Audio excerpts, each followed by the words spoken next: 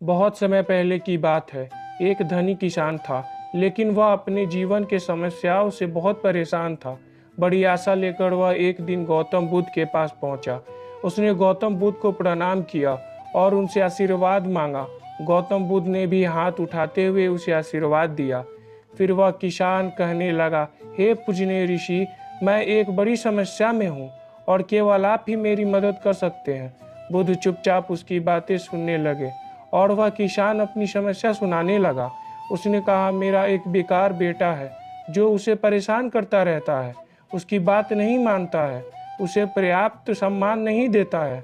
उसका पारा उसकी पत्नी के ऊपर भी चढ़ा हुआ है, क्योंकि वह हमेशा भी अपने बेटे के समर्थन में खड़ी रहती है। हे प्रभु, कुछ ऐसा करो कि उनका दिमाग बदल जाए, उन्हें पता चले मैं उनके लिए कितने परेशानियों का सामना करता हूँ। बुद्ध ने कहा, लेकिन मैं आपके इस समस्या का कोई समाधान नहीं कर सकता हूँ। इसके बाद बुद्ध ने अपनी आंखें बंद कर ली और ध्यान की अवस्था में चले गए। फिर भी किसान चुपचाप नहीं हुआ। वह कहने लगा, मैं अपने पड़ोसियों से भी बहुत परेशान हो गया हूँ। मेरे बारे में वह उल्टा सीधा बातें करते रहते हैं। मेरे बारे में तरह तरह की अफवाहें फैलाते रहते हैं। बुद्ध ने कोई जवाब नहीं दिया, लेकिन किसान को अपनी समस्याओं का हल चाहिए था। उसने एक और समस्या को सुनाना शुरू किया। उसने कहा, मैं आने वाले फसल को लेकर भी चिंतित हूँ। इस बार मौसम फसल के अनुकूल नहीं है। इसके अतिरिक्त हर साल पशु पक्षी भी फसल को नुकसान पहुँचाते हैं। मुझे लगता है इस साल फसल से मुझे मुनाफा नहीं बल्कि नुकसान ही होगा। बुद्ध ने बड़े शांत भाव से जवाब दिया, मैं इसमें भी आपकी कोई सहायता नहीं कर सकता हूँ। मगर किसान को अभी भी बुद्ध की शक्तियों पर विश्वास था, इसलिए उसने फिर एक समस्या बताई, यह सोचकर कि शायद इस समस्या का हल उसे मिल जाए।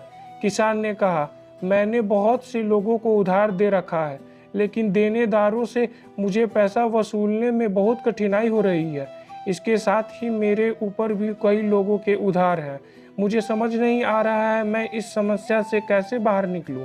हे प्रभु, क्या आप मुझे इस समस्या से बाहर निकालने में मेरी कोई मदद कर सकते हैं? बुद्ध ने थोड़ा विचार करते हुए कहा, नहीं, मैं इसमें भी आपकी कोई मदद नहीं कर सकता हूँ। यह सुनकर किसान को बहुत क्रोध आया।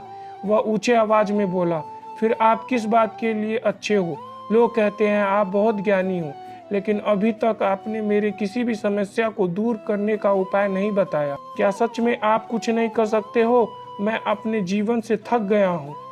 बुद्ध ने कहा, देखिए, वास्तव में हर किसी के जीवन में समस्या होती है, बल्कि हम सभी के जीवन में 83 समस्याएं होती हैं। आप इसके बारे में कुछ नहीं कर सकते हैं। आप किसी तरह एक का समाधान करोगे तो उसकी जगह कोई दूसरा आ जाएगा। आपको समझना चाहिए, बहुत कुछ है जो आपके नियंत्रण में नहीं है, जैसे लोग, मृत्यु, मौसम। लेकिन अगर आपने 84वें समस्याओं को हल कर दिया तो आपके बाकी के 83 समस्याओं अपने आप हल हो जाएंगे। किसान ने विनम्र होते हुए कहा, कृपया मेरे 84वीं समस्या को हल करने का उपाय बताएं। इस पर बुद्ध ने कहा, हमें पहले आपकी 84वीं समस्या का पहचान करना होगा। किसान ने बड़ी उत्सुकता के साथ पूछा, कृपया करके मुझे बताएं, मेरी 84वीं समस्या क्या है? बुद्ध ने कहा, आपकी 84वीं समस्या यह है कि आप जीवन में कोई समस्या नहीं चाहते हैं। आप चाहते हैं कि आपके जीवन में 83 समस्याएं ना हो, लेकिन यह संभव नहीं है। समस्या हमेशा आपके जीवन का हिस्सा बनी रहेगी। अगर आप 83 समस्याओं के साथ जीवन जीना स्वीकार कर लेते हैं, तब कोई समस्या नहीं होगी। यही खुशहाल जीवन जीने का एकमात्र तरीका है। गौतम बुद्ध की बातों को सुनकर किसान समझ गया, जीवन कभी वैसा नहीं होगा जैसा वह चाहता है। बस उसे कब कठिनाइयों से दुखी नहीं होना है, बल्कि जीवन को संतुष्टि और खुशहाल के साथ जीने का प्रयास करते रहना है।